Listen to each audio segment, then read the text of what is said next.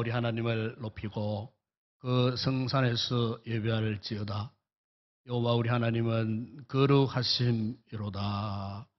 우리 아버지 하나님, 오늘도 우리를 부르시고 거룩한 자녀 백성 삼으신 것도 만만 감사하온데, 또 우리의 몸과 마음과 시간을 드릴 수 있는 거룩한 예배 자리로 우리를 이끄시니 진심으로 감사드립니다.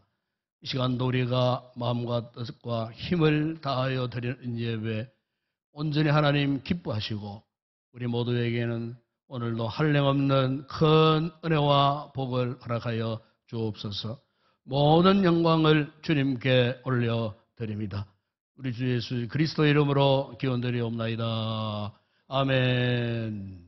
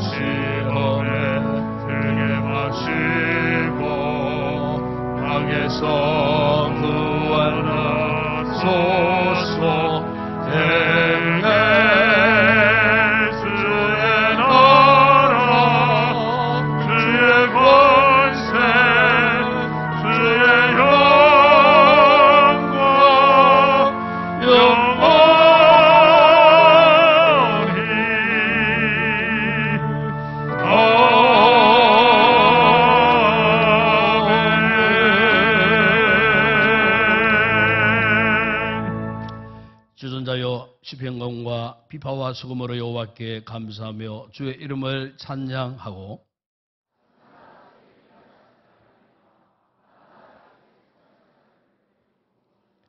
여호와여 주께 행하신 일로 나를 기쁘게 하셨으니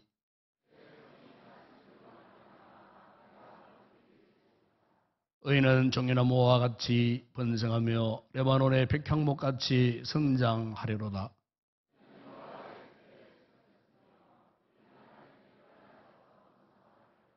그런 늙어도 여전히 결실하며 저녁이 풍족하고 빛이 정성하니 여호와의 정직하심과 나의 바위 되심과 그에게는 불의가 없음이 선포되리로다. 아멘. 전능하사 천지를 만드신 하나님 아버지를 내가 믿사오며 그 위아들 우리 주 예수 그리스도를 믿사오니, 이는 성령으로 잉태하사 동녀여 마리아에게 나시고 본디오 빌라도에게 고난을 받아서 십자가에 못 박혀 죽으시고 장사한 지 사흘 만에 죽은 자 가운데서 다시 살아나시며 하늘에 오르사 전능하신 하나님 우편에 앉아 계시다가 저리로서 산자와 죽은 자를 심판하러 오시리라. 성령을 믿사오며 거룩한 공회와 성도가 서로 교통하는 것과 죄를 사하여 주시는 것과 몸이 다시 사는 것과 영원히 사는 것을 믿사옵나이다. 아멘.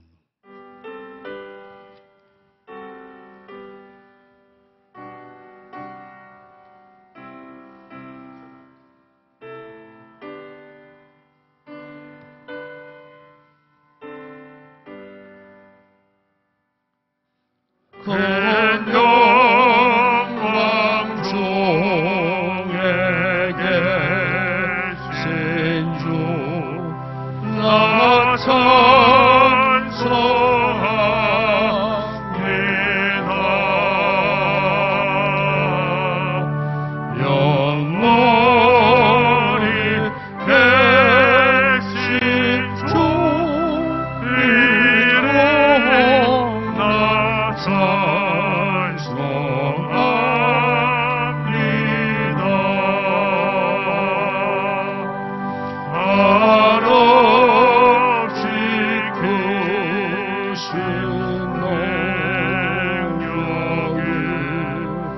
나 찬송합니다.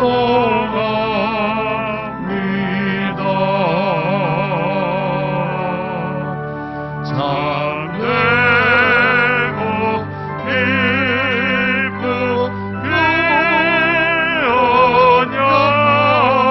나 찬송합니다.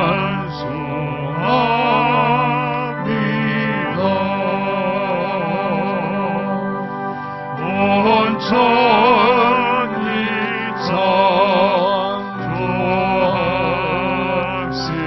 창조합시도 그 말씀에서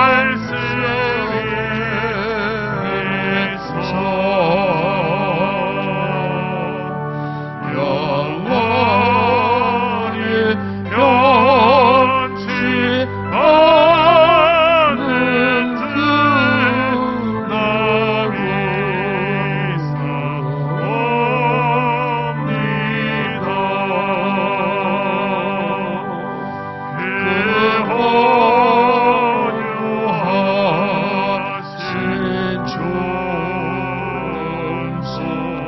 듯 나고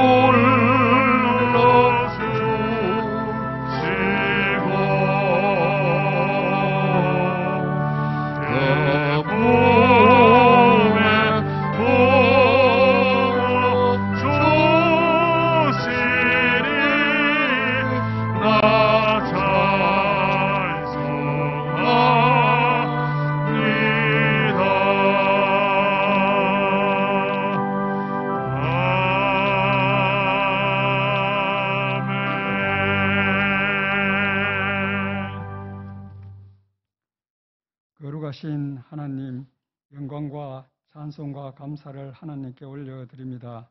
지난 6일 동안도 여러 가지 생업의 터전에 흩어두시었다가 거룩한 주일 하나님 앞에 나와 예배할 수 있도록 은혜 주신 하나님께 감사를 드립니다. 지난 9월 달도 하나님 은혜 가운데 지켜주시고 결실의 계절을 맞이하여 교회와 성도들이 풍성한 신앙의 아름다운 열매를 맺는 10월 한 달이 되게 하옵소서. 코로나로 인하여 모두가 힘들었지만 지금까지 지내온 모든 것이 주님의 크신 은혜였음을 고백합니다. 이 시간 우리들이 드리는 예배가 신령과 진정으로 드리는 예배가 되어 지금 이 시간에도 살아계신 하나님 만나는 시간 되게 하옵소서. 오늘도 우리들에게 말씀을 선포하실 목사님에게 성령으로 충만하게 하시어 준비하신 말씀 잘 선포하게 하옵소서. 선포되어지는 말씀을 통하여 하나님의 은혜가 강물처럼 흐르는 시간 되어 한 주간 이 세상에 살면서 상하고 찢긴 우리의 심령들이 말씀으로 치유되는 귀한 시간 되게 하옵소서. 하나님, 육신의 질병으로 고통받는 성도들이 병원이나 자택에서 치료를 할 때에 신의의 손으로 안수하여 주시사 신속하게 치료될 수 있도록 하나님 도와주시옵소서. 인동교회를 위하여 기도합니다. 10월 달에 세운 담임 목사님께서 세운 모든 목회 사역들이 어려움 없이 잘 이루어질 수 있도록 하나님께서 배후에서 역사하여 주시옵소서. 우리 인동교회가 단독으로 또는 협력으로 돕는 선교사님들의 영육을 강건케 하시어 힘있게 복음을 전하는 곳마다 복음의 역사가 강력하게 일어날 수 있도록 하나님 도와주시옵소서. 할렐루야 찬양대가 한 주간 동안 정성껏 준비한 찬양을 하나님께 올려드립니다. 홀로 영광 받아주시옵소서. 오늘도 여러 분야에서 예배를 돕는 주의 종들에게 크신 은혜를 내려주시옵소서. 감사를 드리옵고 살아계신 예수님의 이름으로 기도하옵나이다. 아멘.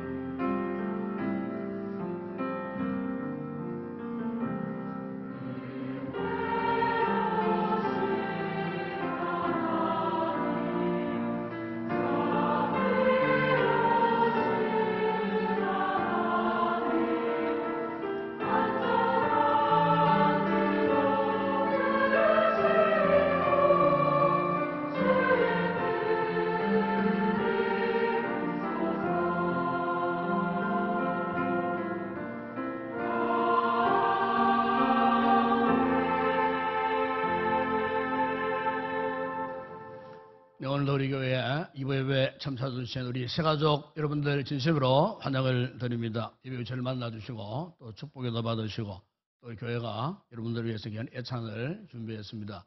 즐거운 시간 갖고 돌아가 주시면 고맙겠습니다. 오늘 예배 후에는 각 교회별로 원래회가 있겠습니다.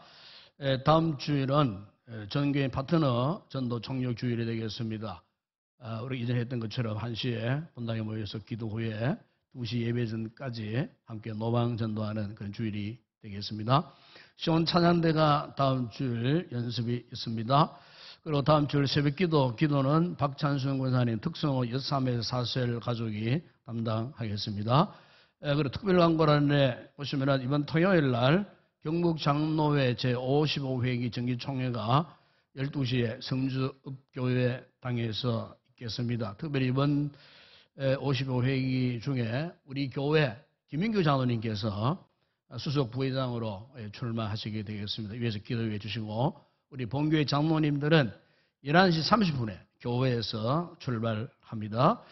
그리고 이제 전교인 야유회가 우리가 그동안 이제 코로나로 인해 갖고 우리가 지난 2019년도 함께 다녀온 이후에 거의 올해 포함하면 3년 차 되는데 그래서 올해는 우리가 한번 같이 야외 뭐 마스크도 다 해제되고 했으니까 한번 같이 나가면 좋겠나 그렇게 생각이 되어져서 지난 주일 당회 때 기도를 했습니다. 그래서 12월 22일 날 토요일입니다.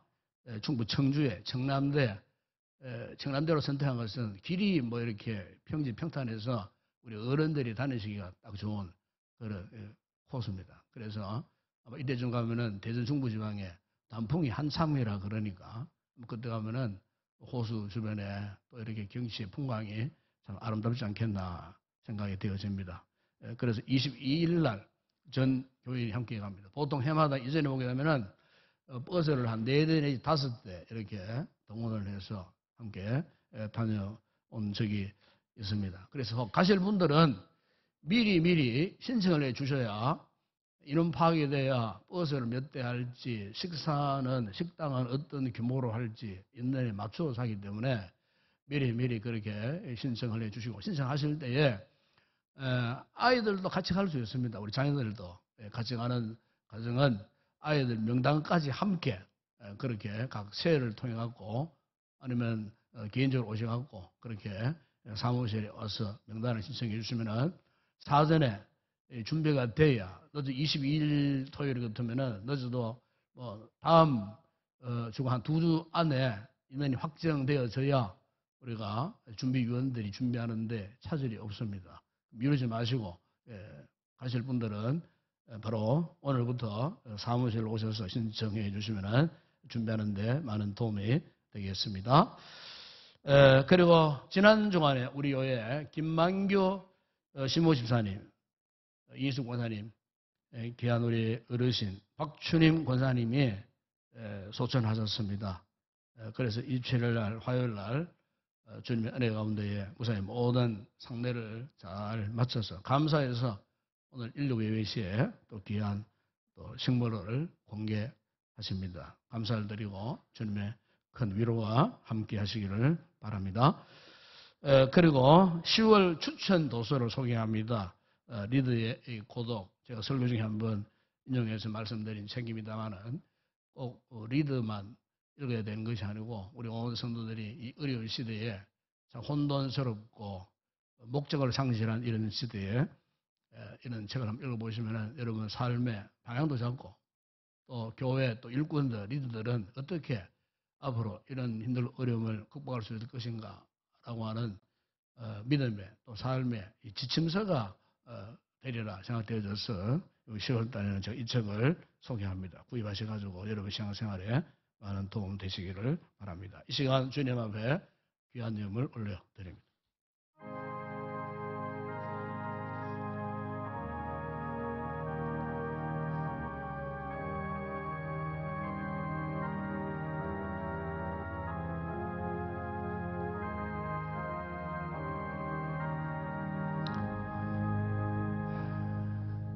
아버지 하나님, 오늘도 거룩한 날, 주의 날, 거룩한 예배자로 이곳에 모여 먼저 주님 앞에 아름다운 예물을 봉헌해 드리게 하시니 감사합니다. 소독의 11조들이 믿음의 우리 성도들 그 모든 손길과 저들의 개인, 가정과 직장과 사업장, 범사에 복 주시되 소독의 잔이 날마다 넘치는 풍성한 복을 허락하여 주시고 또 여러 가지 아름다운 감사의 귀한 예물을 올려드리는 성도들 그 모든 범사 그 많은 감사의 아름답고 풍성한 열매 맺게 하여 주시고 세계 선교 국내전도 교회 건축과 주일 예물 드리는 성도들 저들의 삶과 생업에 복 주시고 예물을 통하여 주의 복음이 더 힘있게 전파되어지는 놀라운 축복의 역사가 있게 하여 주시며 오늘도 이렇게 강단에 아름다운 꽃으로 헌하는 권사님과 온 가족 그 기업 위에 만복을 더하시고 주 안에서 날마다 더 잘 되어지는 은혜를 있게 하여 주옵시며 슬픔 가운데서도 감사하여 또 이렇게 주님 앞에 성도들에게 아름다운 식물로 공개하는 집사님과 권사님 그리고 온 유족들을 위해 주님의 한없는 은혜와 위로하심을 더하여 주시기를 원합니다. 또한 아버지 9일 자리에 찬양을 준비해 오늘 드릴 우리 모든 찬양대원들 성령이 충만해 부는 찬양 오직 하나님께 영광 되게 하여 주시고 또한 마음과 시간과 몸을 들여 헌신하는 모든 섬기는 성도들에게 은혜를 베푸사 기쁨으로 잘 감당하여 복이 되게 하여 주옵시며 우리 주일학교를 축복하시고 수고한 우리 모든 교사들에게 은혜를 베푸시고 우리 자녀들 말씀으로 잘 훈련된 큰 거목들이 되어 하나님 앞에 큰 영광 되어지는 귀한 우리의 자녀들이 되어줄 수 있도록 축복하여 주시옵소서. 오늘의 모든 예물을 주의 손 올려드립니다. 축복하실 때 오병의 놀라운 역사가 일어나게 하시고 열두왕 주련합니다. 풍성한 은혜와 복을 받아 누리게 하여 주시옵소서. 예수님의 이름으로 기도드리옵나이다. 아멘.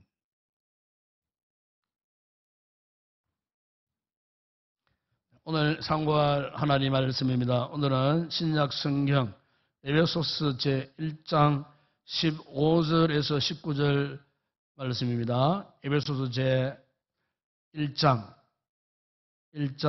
에베소 제1장 15절에서 19절 말씀 함께 우리 합독을 하도록 하겠습니다. 15절부터 19절까지 합독합니다.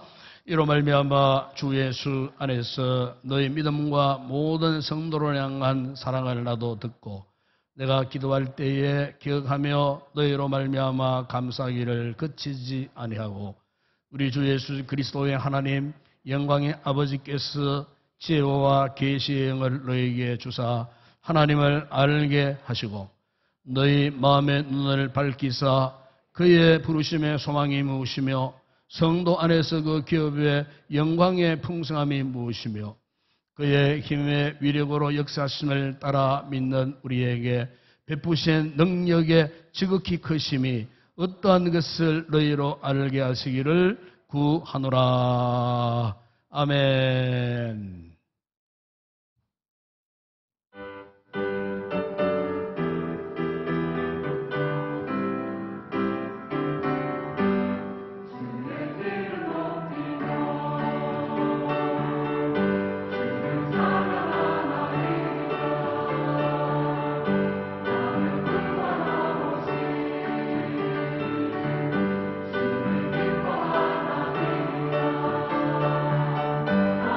Alleluia.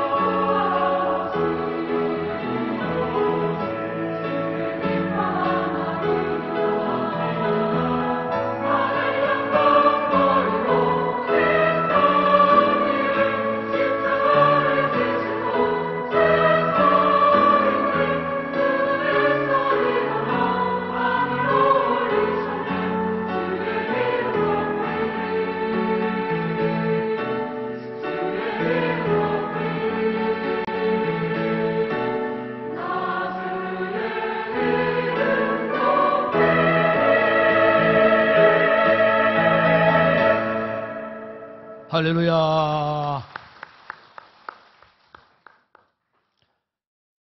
유명한 엔젤라 엘웰 헌트라고 하는 작가가 있습니다. 이분이 쓴 유명한 동화 가운데 새 나무의 꿈이라고 하는 동화가 있습니다. 이 동화는 산 위에 있는 세 그루의 나무들이 저마다의 꿈을 꾸면서 그 꿈을 이루려고 하는 이야기가 이렇게 그 내용입니다. 그래서 이 세 나무에게는 각자에게 원대한 꿈이 있었어요. 첫 번째 나무의 꿈은 값진 이 보석을 담는 보석함이 되는 것이 그의 꿈이었어요. 두 번째 나무는 위대한 왕을 실어 나르는 큰 배가 되고 싶은 그런 꿈이 있었어요. 세 번째 나무의 꿈은 현재의 자리에서 그냥 뚝 서서 큰 나무가 되어갖고 자신의 위대함을 사람들에게 보여주는 것이 그의 꿈이었어요. 그런데 이 세 나무의 꿈이 그만 산산조각 나고 말았어요. 보석함을 꿈꾸던 나무는 동물 먹이통이 되어갖고 지저분한 마국간에 놓이게 되었고, 왕이 타는 큰 배를 꿈꾸던 이 나무는 조그마한 고깃배가 되어갖고 비린내 나는 생선을 운반하는 그런 배가 되어버렸어요. 그리고 한 곳에서 우뚝 서서 높이 자라기를 꿈꾸었던 이 나무는 어느 날 갑자기 그 밑동이 잘려져 갖고 어느 목재에서 다른 나무들과 그냥 창고에 쌓여 있는 그런 신세가 되고 말았습니다. 그 순간 이 세 나무는 자신의 꿈, 자신의 가치를 상실한 나머지 크게 실망을 하면서 한탄을 하고 있었어요. 그런데 세월이 흘렀어요. 네, 어느 날이었어요. 요셉과 마리아가 출산할 곳을 찾지 못하다가 한 마국간에 아기를 낳게 되었는데, 마리아가 그 아기를 바로 그 동물 먹이통 구유에 누이게 되었어요. 보석함을 꿈꾸던 나무는 세상에서 가장 귀한 이 보물이신 그 예수님을 품게 되었어요. 시간이 흘렀어요.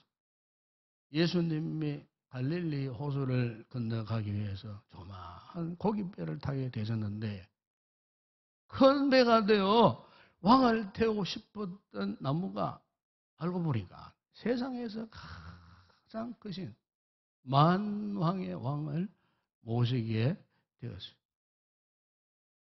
얼마 후에 병사들이 목재소 구석기에 쌓여있던 나무를 끄집어내었어요.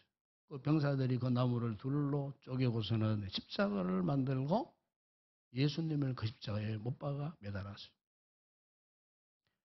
현재의 자리에서 우뚝 높이 서서 사람들에게 자랑하고 싶었던 그 나무가 오늘날까지 사람들이 우러러보는 십자가가 되었다 하는 그런 이야기였어요.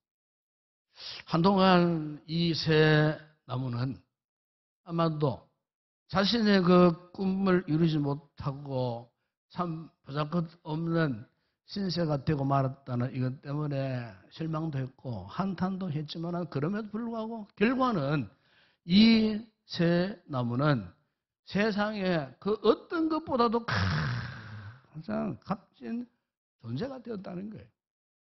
사랑하는 여러분, 오늘 저는 이 동화를 이렇게 이야기하면서 이런 생각을 합니다. 여러분, 우리 자신을 돌아보면은 사람 누구나 욕망이 있어요. 꿈이 있어요.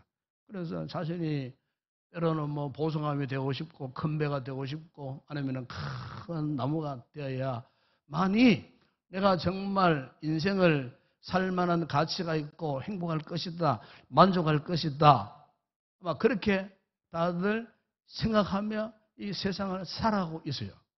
실제 많은 사람들이 세상에 재물을 얻고 세상에 무엇을 성취하고 세상적으로 성공하면은 행복할 것이라고 생각하지만은 사실 행복이라는 것이 우리가 세상적인 것 그거 얻었다고 성취했다고 행복하는 사람 사실은 거의 없습니다.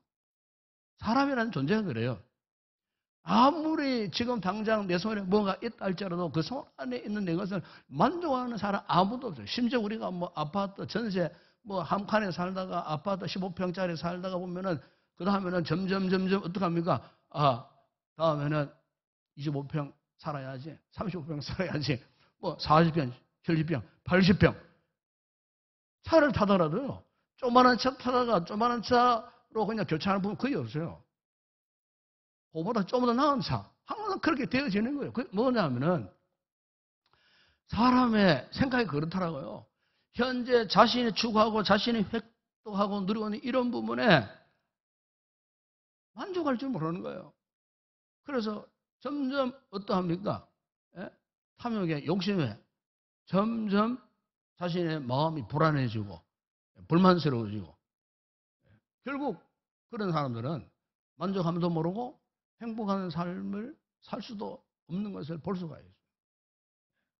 세상의 눈으로 볼 때는 이 새 나무는 분명 실패자였어요. 바라던 꿈을 이루지 못해서 보잘것없는 신세가 되고 말았지만 그러나 여러분 하나님의 관점에서 보실 때 그들은 결코 실패자가 아니었다는 겁니다. 도리어 자신의 그 존재 가치를 새롭게 깨달아서 더 없는 위대한 존재가 되었다는 거예요. 경남 거창에 가면은 우리나라에 기독교 명문 사학이 하나 있어요. 그 유명한 거창고등학교입니다.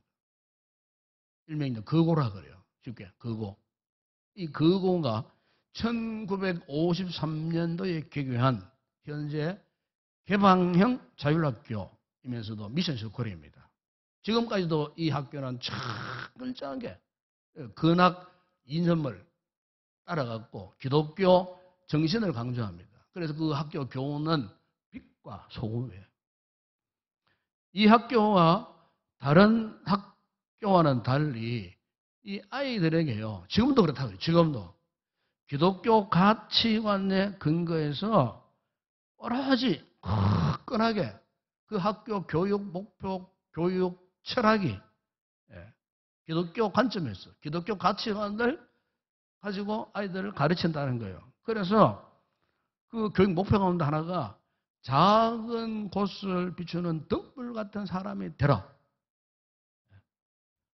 요즘 세상을 보게 되면 그렇지 않습니까? 스펙을 갖추고 성적에 매몰된 이 사회 속에서 살고 있는 학생들에게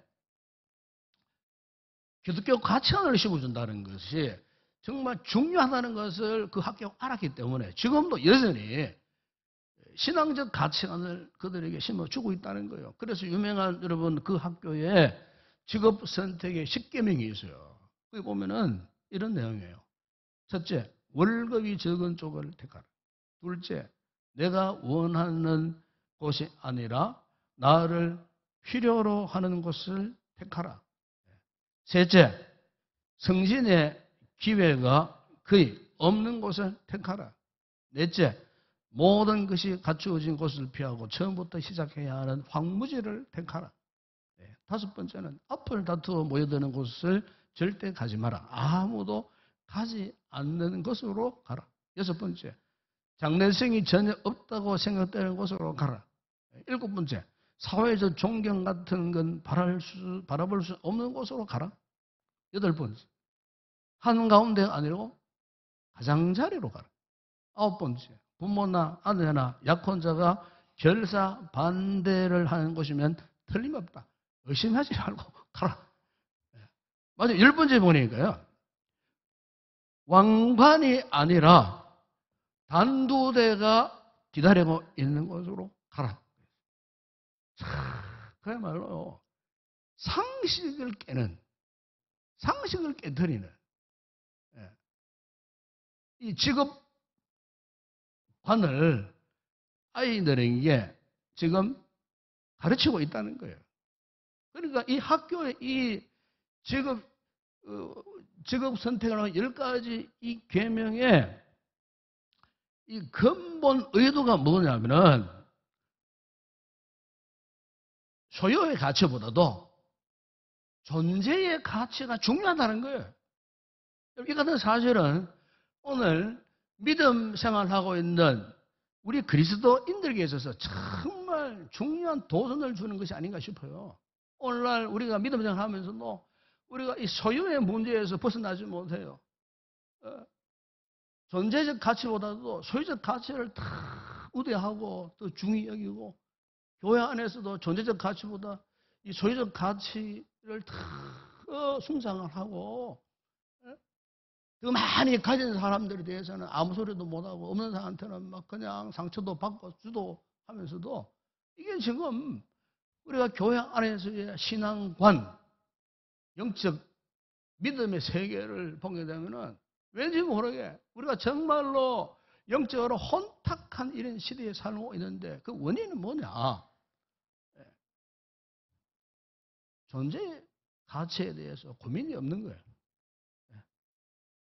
세상적인 가치가 물밀듯 들어와가지고 우리의 믿음 그 자체를 그냥 어떤 소유적 어떤 그런 생각을 하고 있다는 거예요. 정말 우리가 하나님 앞에서 어떤 존재냐? 오늘 우리 그리스도인들이 끊임없이 추구해야 할 것, 교회가 끊임없이 추구해야 할 것은요, 존재 가치예요. 그것은 우리가 세상의 어떤 것이나 세상의 그 누구와의 비교를 하는 것이 아니고 오로지 우리가 그리스도 안에서 하나님께서 우리를 부르신 그 소명이 무엇인가? 그 콜링이라 그러죠. 영어로는. 그 소명의 길을 걸어가는 것. 세상의 잣대로 볼 때는 참 말도 안 되는 그런 상황, 그런 환경에 있다 할지라도 그런데요. 하나님이 나를 불러주신 부르심의 그 길, 영적인 존재적 가치를 가지고 있는 성도들은요. 어떤 영적 힘들고 어려운 가운데서도 왠지 모르게 평안이 임하고 감사가 나오고 그러면서 왠지 모르는 부요함, 풍성함을 경험하게 되는 게 여러분 신앙생활은 그런 겁니다. 그래서 여러분 시편의 23편 5절에 다윗이 주께서 내 원수의 목전에서 내게 상을 차려주시고 여기 상이라고 해서 이 진수선 상을 말하면 그대한 상을 차려주시고 기름을 내 머리에 부으셨으니 내 잔이 넘칩니다. 그래서 그런데 다윗이 이 시편에 이 고백을 할 때 그의 삶이 어떠했어요? 정말 미천한 목동이었어요. 목동 출신 아닙니까? 여러분? 가난한 유대 사회에서도 목동을 천민으로 취급했던 그때 그 시대 속에서 어떻게 다윗이 이런 고백을 할 수 있었을까? 이것을 한마디로 말하면은 미천한 자신에게 베푸신 하나님의 풍성한 은혜에 만족스러운 고백을 하는 거예요. 그래서 감사함으로 고백하는 내용이 바로 시편 23편의 그 말씀이에요. 여러분 오늘 우리가 읽었던 이 예소서를 보게 되면은 이 예소서의 대주제가 있어요. 이 대주제가 뭐냐면은 풍성한 삶이에요. 그래서 에베소서에 자주 등장하는 이 단어가 두 가지가 나와요. 하나는 풍성이라는 단어고 하나는 충만이라는 단어예요. 풍성이라는 단어가 6번 나와요. 1장 7절, 18절, 2장 4절, 7절, 3장 8절, 16절에 보면은 그게 풍성이라는 단어가 나오고 충만이라는 단어는 5번 나오는데 1장 23절과 3장 19절, 4장 10절, 4장 13절, 5장 18절에 보게 되면 그게 충만이라는 이 단어가 나와요. 그래서 충만이라는 단어나 풍성이라는 단어는 거의 사실은 일맥상통한 이런 뜻을 담고 있는 그런 단어예요. 오늘 본문을 보시면 이렇게 사도 바울이 풍성한 삶을 살기 위해서 무엇보다도 그가 전제하는 것이 하나 있어요. 그게 뭐냐면은 그게 지식이라는 겁니다. 지식. 그래서 이 지식이라고 하는 이 뜻을 가진 말이 오늘 본문에 두 번 나와요. 17절, 19절. 거기 보면은 17절에 보시면은 영광의 아버지께서 지혜와 계시의 영을 너희에게 주사 하나님을 알게 하시고, 그 알게 하신다는 말을 지식이라고 말할 수 있어요. 또한 19절에 보세요. 우리에게 부신 능력의 즉기 크심이 어떠한 것을 너희로 알게 하시기를 구한다 그랬어요. 그러니까 사도 바울이 이 말을 반복해서 하는 이유가 무엇이겠습니까? 그것은 우리가 풍성한 삶을 살기 위해서는 무엇보다도 지식이 있어야 한다는 거예요. 지식. 여기 지식은 세상적인 그런 지식을 말하는 게 아니에요. 이 지식은 신령한 지식이에요. 신령한 지식. 하나님과 연관된 그런 지식. 그걸 말하는 거예요. 우리가 나의 존재 가치를 인정하고 알기 위해서는요, 이 지식이 필요한 거예요. 이 지식이 없고서는, 이 지식에 대해서 무지한 상태에서는요, 나의 존재 가치를 알 수 없어요. 그래서 오늘 본문에 보시면은, 이 놀라운 신령한 지식의 첫 번째가 뭡니까? 보면은, 하나님을 아는 지식을 지금 말하고 있어요. 하나님을 아는 지식. 하나님을 아는 지식이 왜 필요할까? 여러분, 하나님을 아는 그 분량에 따라 갖고요, 우리의 신앙의 수준이 달라져요. 하나님을 얼마나 내가 잘 알고 있는가. 자, 이를테면 우리가 예수를 믿으면 가장 기본적인 지식이 있어요. 예수님이 누구신가? 이걸 알고 있어야 된다는 거예요. 그리고 예수님을 나의 구주 하나님으로 알고 있는가? 이거는요, 우리의 거듭남과 징의 문제예요. 그리고 예수님을 더 깊이 하나님의 성품과 뜻을 알고 있는가? 이것은 우리의 거룩함을 추구하는 삶과 깊은 연관이 있어요. 그리고 예수님이 내 안에, 나는 예수님 안에 있는 정말 신비한 연합을 이루고 있다. 이 사실을 아는 것. 이것은 그야말로 성령 충만한 상태를 말하는 거예요. 은혜가 충만한 상태. 여러분, 우리의 신앙이 성숙하게 익어가면 익어갈수록 저절로요, 예수님을 다 알게 되고요, 그분을 다 사모하게 되어 있어요. 예수님을 하고자 하는 열망이 뭔 줄 아십니까? 그게 바로 경건훈련이에요. 예수님을 알아가는 과정이 뭡니까? 그게 신앙의 과정이에요. 왜? 예수님을 알아가면 알아갈수록 우리의 신앙의 수준이 높아져요. 영적인 깊이가 아주 깊어지는 거예요.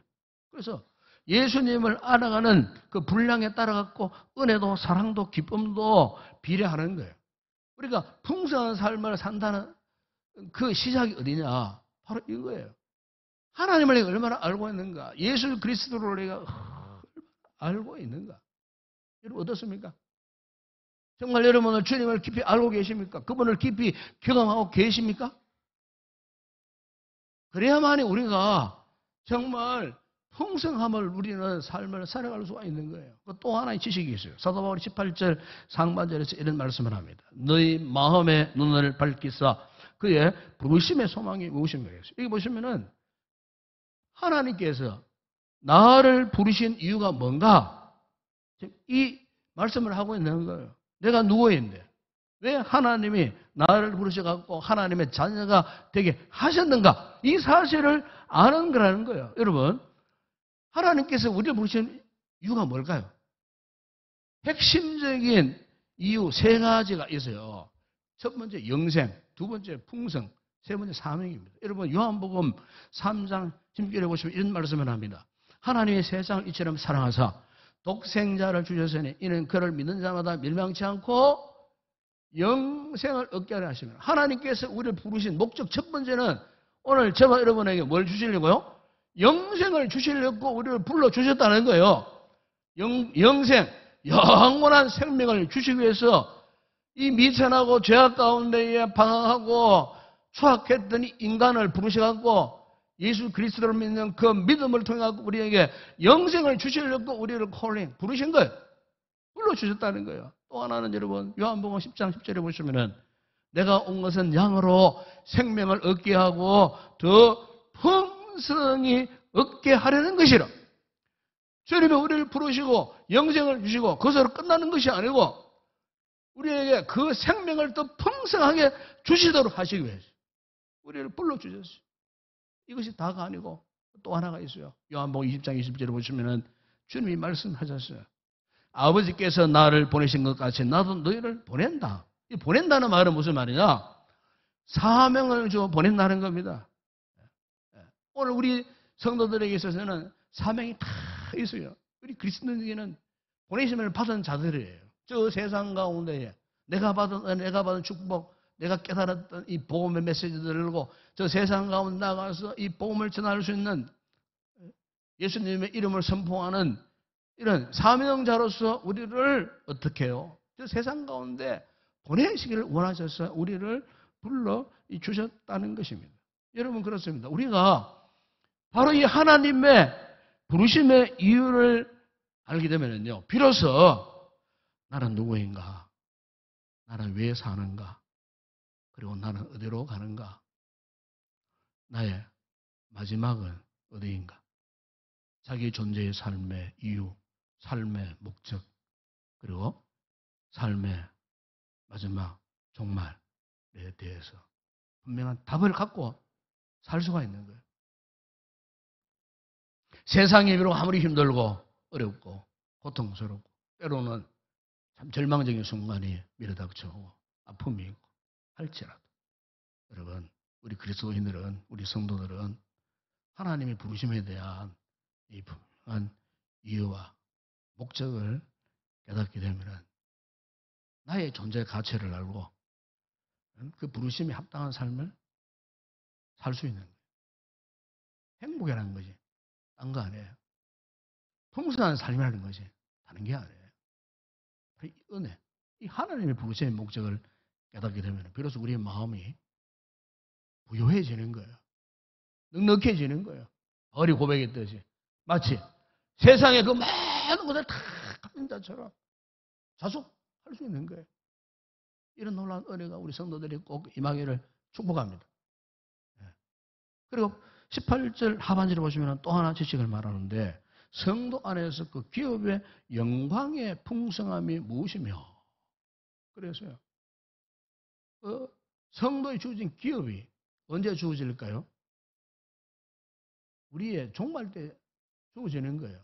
육체적인 종말, 우주적인 종말, 그 마지막 종말 때에 하나님께서 나를 위하여 예임 놓으신 하늘나라의 신령한 기업, 상급을 말하는 거예요.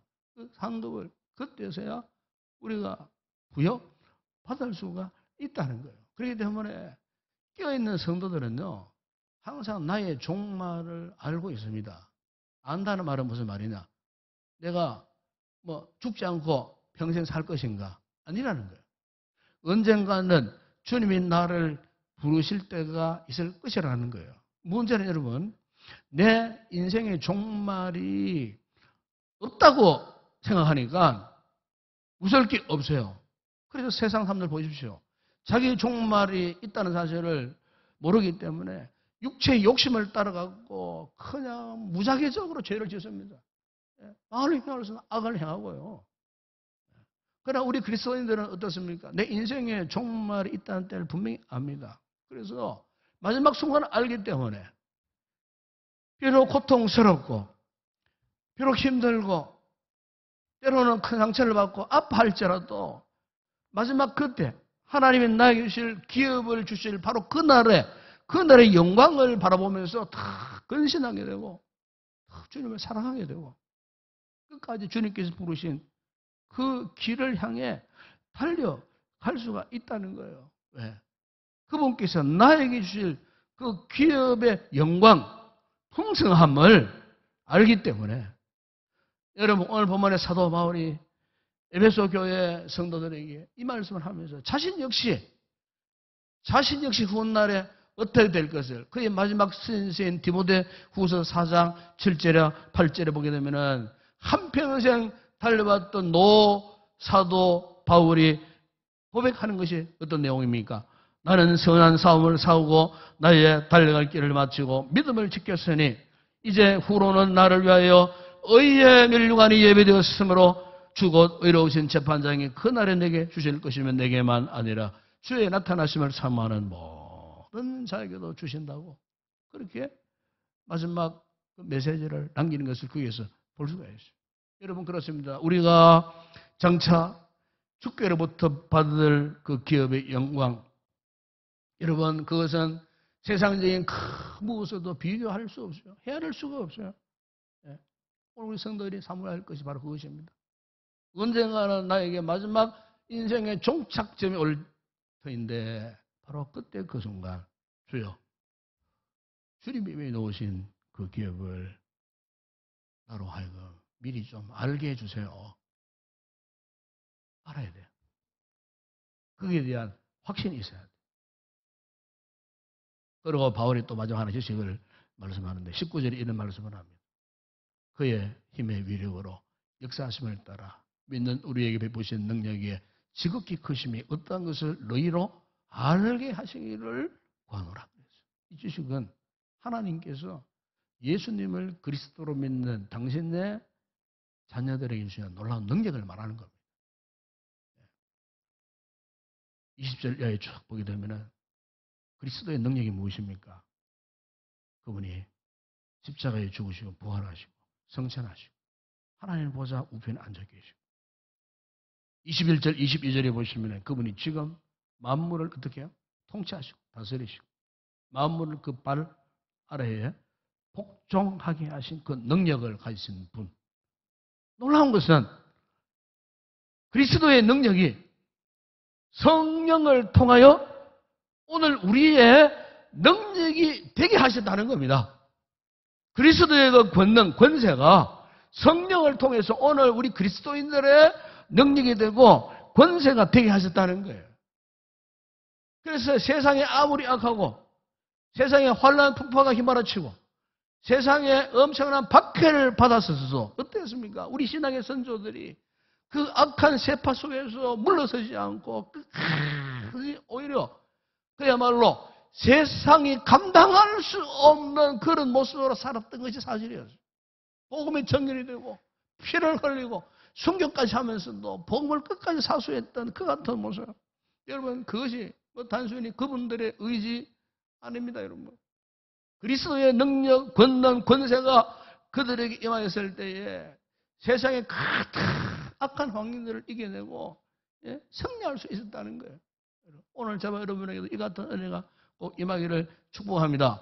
그리스도의 능력이 성령을 통해서 우리의 능력이 되어져야 우리가 정말 그리스도인다운 이 교회다운 면모를 가지고 이 시대의 천정 복음의 등불이 되어지고 흑암 가운데 튕구하는 저 불쌍한 영혼들에게 이 생명의 복음을 전하는 거룩한 공동체가 될 수가 있지 않겠어요? 저 세상 사람들처럼 맨날 먹고 마시고 풍성한 삶을 살기만을 원하는 소유적 가치관을 가지고 살 것이 아니고 진정한 존재적 가치를 가지고 한번 우리 생애 마지막 순간까지 정말로 그리스도의 풍성함을 우리가 만끽하면서 한번 살아보자. 참 오늘날 교회가요. 참 이 암울한 시대에 정말 이 같은 정신으로 살아가야 되지 않겠나. 예수님께서 제자들에게도 약속하셨어요. 요한복음 10장 12절에 보시면은 내가 하는 일을 그도 할 것이고 또한 그보다 큰 일도 하겠다. 이 제자들에게 오늘 우리에게 오늘 우리 교회에 하나님이 그렇게 말씀하시는 거예요. 주님이 하신 일보다 더 큰 일. 실제 여러분 예수님은요 활동 영역이 오늘날의 팔레스타인 거의 다였어요.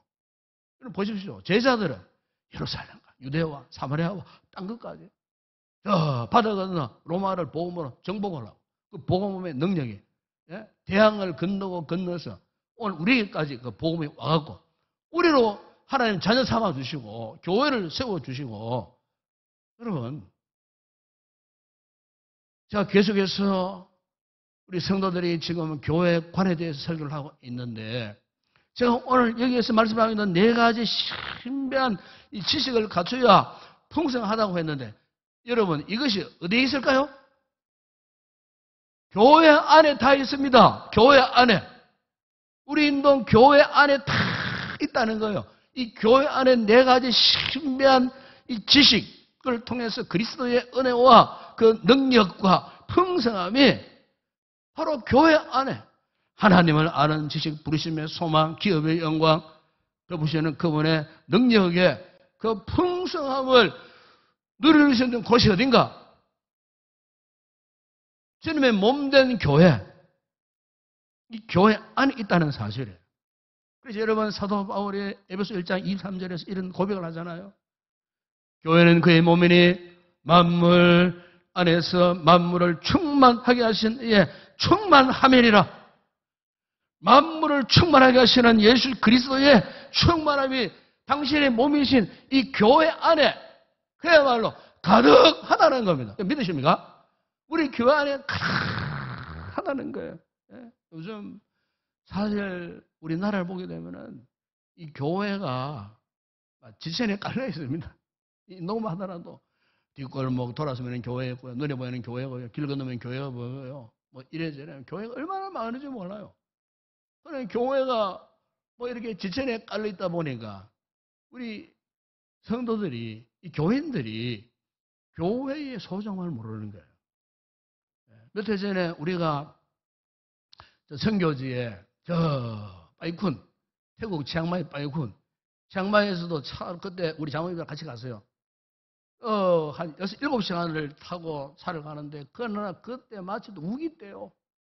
비가 와가지고 그 빠이쿤 지역에 우리가 지금 끝30 교회를 향해 가는데, 참, 진창에 차가 미끄러져 갖고 또 내려가지고 차를 밀고, 가는데 끝도 없는 그 산길, 이제 산지종을 만나기 위해서 갔던 겁니다. 하니까 비가 와가지고 산기슭에 사는 집들을 보니까 그냥 그 송판 나무 이렇게 엉켜가지고 살고, 밑에는 돼지가 살고 위에는 사람 앉아가 밥을 먹어야 되는 그런 산간 벽촌에, 거기에 터가 좀 있어가지고 우리 교회가 헌금해가지고 거기에 이제 그 끝30 교회를 이제 우리가 건축을 하고 헌당을 했지 않습니까? 그런데 거기 가보니까 그 산지족들이 그 산골 짜기에 예배당을 지어주니까 얼마나 좋아하는지 몰라요. 자기 집들하고는 비교가 안 되는 최신식 시설이니까 얼마나 좋아하는지. 저희들은 그 숙소 들어가고 저녁을 밥을 물 하는데 밑에가 뭐 꿀꿀 내려다 보니까 돼지가 왔다 갔다 하고 있어요. 냄새가 올라오는데 밤에 되니까 잘하고 손님이 왔다고 매트리스 깔아주고 이불 깔아주는데 듣고 있는데 밤새도 몸이 근질근질해.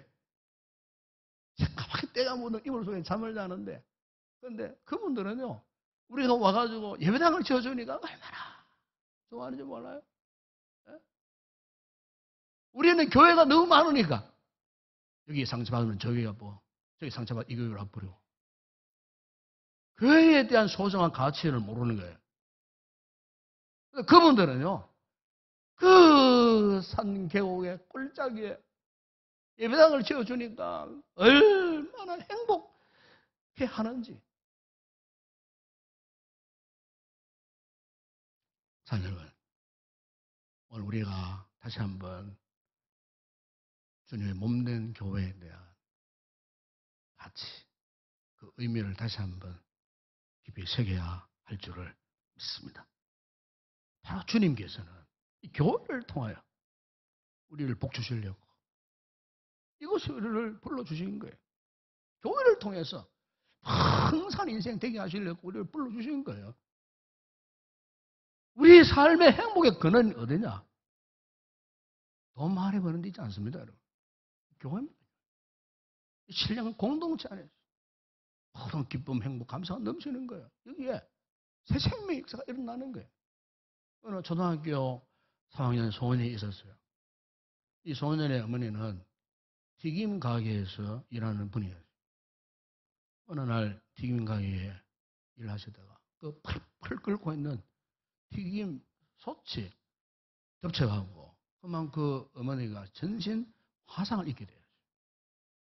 당시에 이 화상 뭐 그런 뭐 진료 기질이 안 좋아갖고 결국에는 그 참 온몸 전신 화상을 입고 이제 자기 집으로 왔는데 그 어린 3학년 아이가 참 엄마를 간호하기 시작하는 겁니다. 그 아빠는 아내가 걸어댄 것 절망하다가 불평하다가 자식 버리고 집 버리고 도망가 버리지만은 이 졸지에 초등학교 3학년 아이가 그 가정에 되어갖고 단칸방에 남은 건 자기 엄마, 자신, 그리고 4살 아래에 있는 동생. 참 기가 막힌 현실이에요. 화상을 입었으니까 엄마가 속옷도 못 입은 상태예요. 이 어린 아들이 엄마의 피고름을 아침 저녁으로 시간마다 닦아드리는 그런 일을 했어요. 소변도 대변도 다 받아내고 그야말로 절망적인 그런 밤이면은 고통스러워하는 엄마의 그 비명소리 신음을 들어야만 했어요. 이가 더 비참한 삶이 수년 동안 계속 되었어요. 그런 가운데 그 소년이 중앙상이 되고 사춘기가 찾아왔어요. 갑자기 반항심이 생겼어요. 그래서 자기 앞에 웃는 사람이면 다 죽이고 싶었어요. 시비가 붙으면 맞아 죽어도 좋으니 싸움을 하고 싶었어요. 방문을 열고 들어가면은 엄마의 그 쌀 썩는 냄새 때문인지 동생이 배고파서 우는 소리가 듣기 싫어서인지 때로는 집에서 뛰쳐나가고요. 집에 들어가지 않고 다리 밑에서 노숙 생활도 자주 했어요. 중학교 2학년 때 학교에서 선생님이 공락감 제때 못 낸다고 때려가지고 두들겨 맞고서는 자기 형편 이야기하지 못한 채 뛰쳐나와가지고는 자살하려고 소주 한 병, 농약 한 병 준비해가지고 소주 한 병 다 마시고 마지막으로 농약 마시려고 입을 딱 갖다 대는데 갑자기 그 어린아이 눈에 눈물이 쏟아지는 거예요. 갑자기 불쌍한 엄마의 모습이 보여지는 거예요. 배고파 울고 있는 동생의 모습이 크로즈되는 그런 상황 속에서 더 이상 도저히 죽을 수가 없었어요. 그리고 2달을 버티다가 이번에는 달려오는 덤프 트럭에 깔려 죽고 싶어갖고 트럭을 향하여 달려들어가는데 타이밍을 잘못해갖고 죽지를 못했는데 기사가 내려가지고 막 두들겨 패는 거예요. 샥 죽으려고 하다 실컷 두들겨 맞고 돌아왔어요.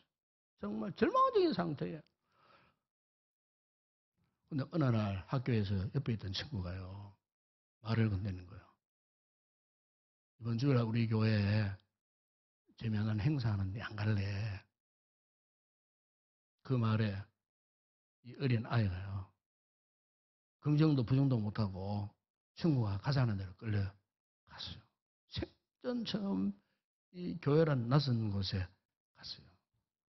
근데 선생님이 광고 시간에 광고를 하는데 자기를 위해서 조그마한 케이크를 준비하고 촛불을 켜놓고 그리고 박수를 치면서 환영 노래를 불러주는 거예요.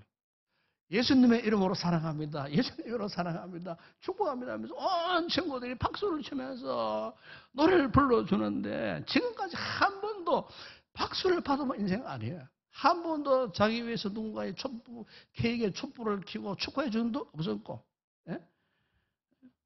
참으로 너무나 묘한 심정이 드는 거예요. 들어가려고 하는데 선생님이 또 노트 한 권을 선물을 주는 옛날엔 그랬습니다. 노트가 굉장한 선물이어서요. 공책 한 권을 탁 주는데 너무 기분이 좋고 그래서 그 노트를 받았던 순간 그 어린 마음에 이런 생각을 했답니다. 노트 한 권 값은 하자. 그래서 다음 주에도 이곳에 오자. 그래 마음을 먹었던 거예요. 그래가지고 이제 막상 그 다음 주일 날 다시 그 교회를 올렸고 교회 문턱까지 왔는데 도저히 혼자 들어갈 자신이 없었어요. 갔다가 나갔다가 멀리 갔다가 다 돌아왔다가 왔다 갔다 배회하고 있는데 마침 학교 다른 친구가 지나가길래 그 친구 붙들고 같이 가자. 같이 교회 가자고 혼자 가기가 부끄러우니까. 그래가지고 이제 같이 그 친구를 데리고 들어갔는데 예배를 마치고 더 많은 칭찬을 받았어요. 지난주에 온 친구가 오늘 새로운 친구를 전도해 왔다고 선생님이 그렇게 좋아하고 박수를 쳐주고 했는데, 근데 이 친구가요, 그 해에 36명을 전도해 가지고요, 교회로 데리고 오니까 교회에서 선물을 주는데 샤프 아시죠? 연필 말고 샤프를 선물로 당. 너무 좋았다는 거예요. 교회에서 난생 처음 칭찬 받아보고 박수 받아보고 난생 처음 전도해보고 또 1년에 36명 친구를 데리고 오고, 그야말로 그 주일학교 1년 후에 학생회 회장이 되고 청년 회장이 되고 나중에 직분자가 되고. 이분이 누구냐 하면은 지금 경기도 안산에 꿈의 교회를 개척하고 참 우리 국내에서 유일하게 목회를 잘하고 계시는 김학중 목사님의 간증 이야기입니다. 김학중 목사. 사는 여러분, 우리의 행복은 어떤 삶의 환경이나 소유에 결코 있지 않습니다. 존재 가치를 발견하는 것. 이 존재 가치를 어디서 알 수 있는가? 주님께서 이 교회 안에 신비로운 지식을 풍성해 주신 이곳에서 그리스도를 통하여서 이 신비한 지식을 깨닫게 될 때, 여러분, 우리가 세상의 그 어떤 것과도 견줄 수 없는 가치에 대한 확신을 갖게 될 때, 정말 우리가 정말 풍성한 삶을 살 수가 있는 거예요. 그 제가 눈에 지금 강조하고 있는 것이 뭡니까? 우리 성도들 정말 교회를 사랑하셔야 돼요. 정말 교회를 아끼고 교회를 중요시하고요. 교회의 존재 가치, 내 집에 내 소유물, 내 식구보다도 주님의 몸인 이 교회를 다 소중해하는, 이 교회를 우선시하는 그런 신앙을 가지셔야 되는 거예요. 예? 장차 이 교회의 모든 일꾼들은요, 이런 사람이 돼야 돼요. 정말로 교회를 사랑할 수 있는 그 사람. 그냥 사람 앞에 그냥 졸랑대고 까불고 하는 그런 사람 말고 정말로 묵직하게 믿음의 큰 나무가 되어갖고 정말로 그 마음의 깊이가 교회를 얼마나 사랑하는지, 내가 교회를 위해서 내 생명도 기꺼이 던져버리겠다라고 하는 순간적 정신을 가진 그 사람이 교회 일꾼 된다 그 말이에요. 예? 이 마지막 때일수록 그런 일꾼을 주님 원하고 계심을 믿습니다. 우리의 풍성한 삶이 단대 있는 것이 아니에요. 주님의 몸된 교회 안에 있다는 사실 여러분 잊지 마시기 바랍니다. 하나님 이 시대에 우리를 통하여서 주의 몸된 교회에 주역이 되기를 원하시고 계시는 거예요. 예? 이 교회를 통해서 여러분들 마음껏 그야말로 만족스러워하시고 행복해 할 수 있는 그런 교회, 오늘 우리 인동교회가 꼭 이런 교회가 되었으면 좋겠습니다. 우리 성도들이 세상 가운데 살면서 상처받고 지쳐있는 그 성도들 이곳에 와가지고 얼굴이 확 피어지고 밝아지고 달라지고 기쁨이 샘솟고 정말로 누릴 수 있는 최고의 행복을 누리는 이런 만족스러운 교회, 그런 교회가 바로 주님이 꿈꾸시고 기대하시는 교회임을 믿습니다. 이 교회를 통해서 모쪼록 여러분들 풍성함을 누리는 그런 건강한 믿음의 삶을 살아가는 우리 모든 성도들이 되시기를 축복합니다. 기도하겠습니다. 우리 아버지 하나님 감사합니다. 이 환난 풍파가 심한 세상 가운데 우리로 하여금 우리 삶의 행복의 근원으로서 주님의 몸된 교회를 이 땅에 두셨습니다. 우리 인동교회를 통해 우리 성도들이 오늘도 몸도 마음도 지쳐 있지만 이 교회를 통하여 하나님의 신비한 지식을 깨달아 알고 그 지식을 통하여 그리스도의 풍성함을 만끽하고 진정 이곳에서 영적인 행복을 만끽하고 누려갈 수 있는 복되고 귀한 우리 성도들 되어질 수 있도록 앞으로 우리 모든 성도들이 교회를 사랑하게 하여 주시옵소서. 교회의 존재 가치, 우리들의 존재 가치를 익히 잘 알고 참으로 하나님 앞에 부끄러움 없는 믿음의 삶을 살아가는 우리 교회를 통하여 앞으로 더 많은 좋은 일꾼들이 이곳을 통하여 배출되어지는 아름답고 건강한 우리 믿음의 공동체 되게 하여 주시옵소서. 예수님의 이름으로 기도드리옵나이다. 아멘.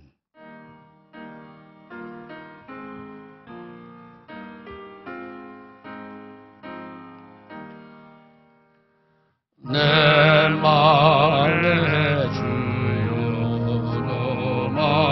내소서. 주 없이 모든 내 것되어라.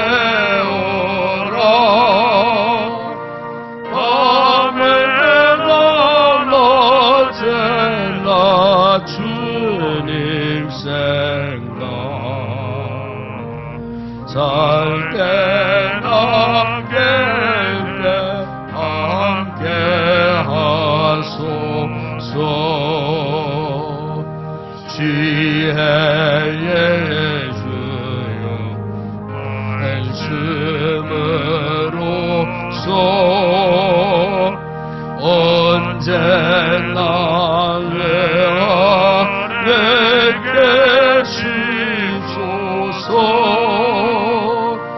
주는 내 아버지 나는 아들.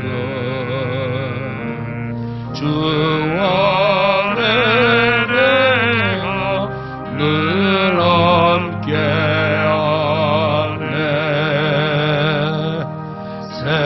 세상의 영광 나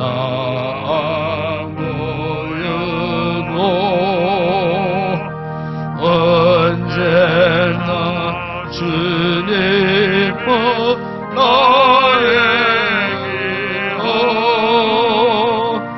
주님 내 마음에 계시오니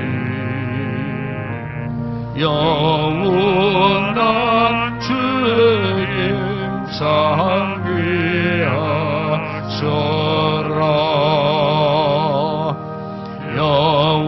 영원한 주님 내 선의의 주. 하늘의 기쁨을 주옵소서. 어떠한 고난이 닥쳐와도 만유의 주여 소망되소서.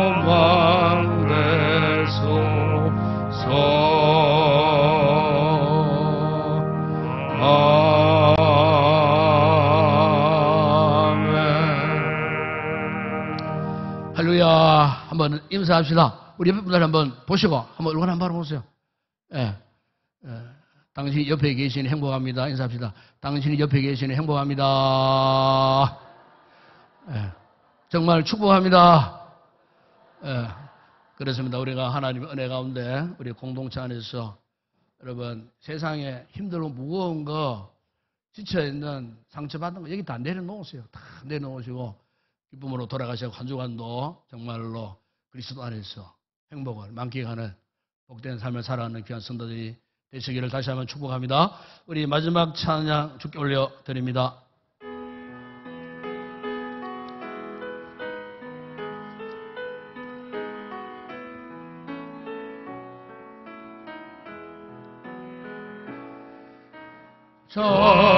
전심으로 찬양 주의 이름 높이 올려드리세. 위대하신 하나님 온 땅 위에 높이 올려드리세.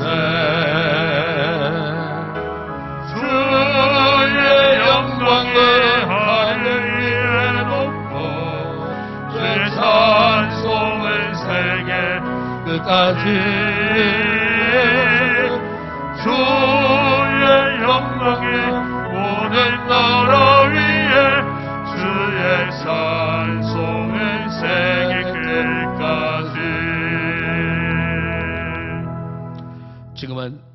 예수 그리스도의 은혜와 하나님 우리 아버지의 무한하신 사랑하심과 성령의 위로와 교통과 충만하신 은혜가 이 네 가지 신령한 이 비밀을 이곳에 맡겨두신 우리 교회 공동체 안에서 이 사실을 알고 이 사실 앞에 우리의 존재 가치를 회복하고 교회를 통하여 더 풍성한 믿음의 삶을 살기로 다시 한번 결단하고 돌아가는 우리 모든 성도들 가운데 저들의 가족, 가정, 직장, 사업장, 범사 위에 온라인 예배를 드리는 성도들과 우리 교회 위에 이 나라와 이 민족과 우리의 선교지 사역하는 주의 종들 가운데 이제와 영원토록 함께 있을지어다.